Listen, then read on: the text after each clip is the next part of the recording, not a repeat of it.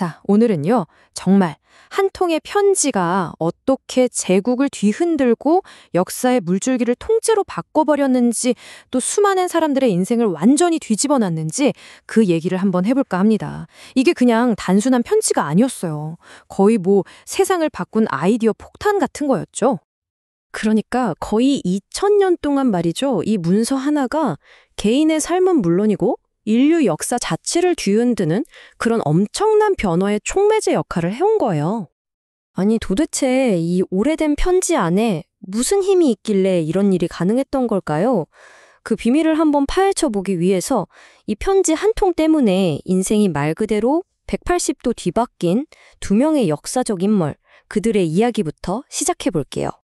이게 그냥 뭐 어려운 신학책 같은 게 아니에요. 아우구스티누스나 루터 같은 사람들한테는요, 정말 죽을 것 같이 절박한 자기 인생의 문제에 대한 단 하나의 해답이었던 거죠.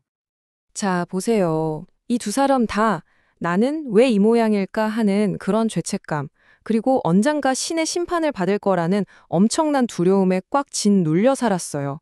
그런데 정말 놀랍게도 시대도 다르고 상황도 다른 이 두 사람이 똑같이 이 오래된 편지 한 통에서 그 모든 굴레를 벗어던질 해답을 찾아낸 겁니다.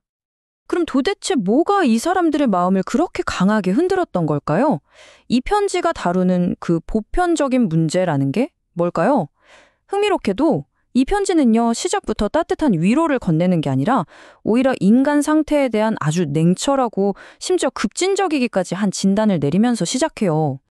여기서 저자인 바울이 정말 기가 막힌 논리를 펼치는데요. 마치 촘촘한 그물을 던지는 것 같아요. 나는 율법을 잘 아니까 괜찮아 하는 유대인이나 나는 양심에 따라 사니까 괜찮아 하는 이방인이나 배경이 어떻든 결국 신의 그 완벽한 기준 앞에서는 전부 다 똑같이 부족하다 이겁니다. 아무도 빠져나갈 구멍이 없는 거죠.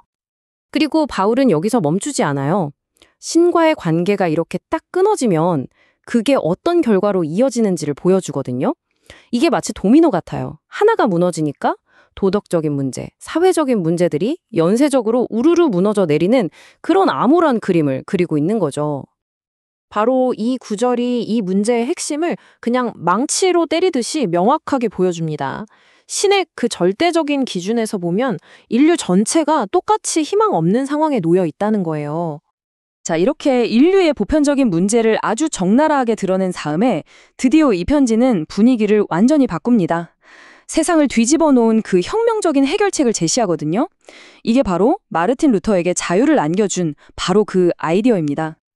이게 바로 그 유레카 하는 순간이었던 거예요.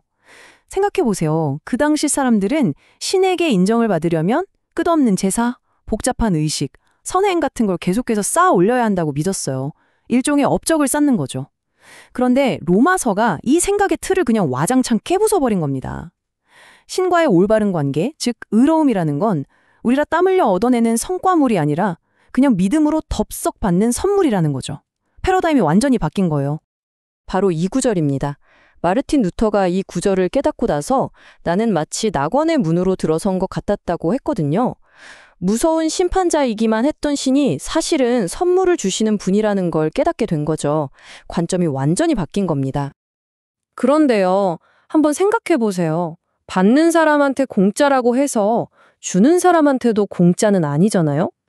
이 선물이 우리에게는 값없이 주어졌을지 몰라도 이 선물을 주신 분 입장에서는 정말 상상도 못할 엄청난 대가를 치러야만 했습니다. 예를 들어 볼게요. 목마른 사람에게 물 한 잔 주는 거, 물론 좋은 일이죠. 하지만 큰 비용은 안 들어요. 자동차 한 대를 선물하는 건요? 와, 이건 정말 큰 선물이죠. 상당한 돈이 들어요. 하지만 자기 아들을 내어주는 건요? 이건 차원이 다른 이야기입니다. 자기 목숨, 자기 모든 것을 내어주는 거잖아요. 바로 이겁니다. 우리에게 주어진 구원이라는 선물이 공짜인 건 맞지만 신의 입장에서는 가장 소중한 것을 희생한 절대로 값싼 은혜가 아니라는 거죠. 자, 그럼 여기서 또 이런 질문이 자연스럽게 떠오르죠. 알겠습니다. 구원은 선물이라는 거. 근데 만약에 제가 또 실수하고 넘어지면요? 그 선물을 잃어버리거나 다시 뺏기는 거 아니에요? 이런 불안감이 들 수 있잖아요. 바울은 사람들이 당연히 이런 불안감을 가질 거라고 예상했던 것 같아요. 그래서 로마서의 상당 부분을 할애해서 이 선물이 얼마나 안전한지, 절대로 빼앗기거나 잃어버릴 수 없는 것인지를 아주 꼼꼼하게 설명합니다. 그리고 그 설명이 이 책 전체에서 가장 유명하고 또 가장 감동적인 구절 중 하나로 그 절정을 이룹니다. 그야말로 궁극의 확신에 대한 장엄한 선포라고 할 수 있죠. 이게 바로 이 편지가 주는 궁극적인 결론이에요. 이 선물은 그 어떤 것도 끊을 수 없는 하나님의 사랑으로 완전히 봉인되었다는 겁니다. 안전하다는 거죠. 자, 그런데 이렇게 거대하고 장엄한 실학 이야기를 하다 보면 우리가 한 가지를 놓치기 쉬워요. 뭐냐면 이 로마서가 사실은 아주 현실적이고 구체적인 목적을 가지고 쓰인 진짜 편지였다는 사실입니다. 말하자면 이 편지는 바울의 신학 이력서 같은 거였어요. 바울에게는 당시 땅끝이라고 여겨지던 스페인까지 선교 여행을 떠나려는 아주 원대한 꿈이 있었거든요. 그러려면 제국의 심장부인 로마에 있는 교회의 지원과 후원이 꼭 필요했죠. 그래서 한 번도 만나본 적 없는 그들에게 자기를 소개하고 내가 전하는 메시지가 바로 이런 겁니다 하고 체계적으로 설명해서 신뢰를 얻고 싶었던 거예요. 최종 목표는 그들을 든든한 선교 파트너로 삼는 거였죠. 아우구스티누스, 마르틴 루터, 그리고 역사 속 수많은 사람들의 인생을 송두리째 바꿔놓은 이 편지를 보면 정말 잘 다듬어진 강력한 아이디어 하나가 한 사람의 인생을, 나아가 세상을 어떻게 바꿀 수 있는지 분명히 알 수 있습니다. 그렇다면 마지막으로 우리에게 남는 질문은 바로 이것입니다.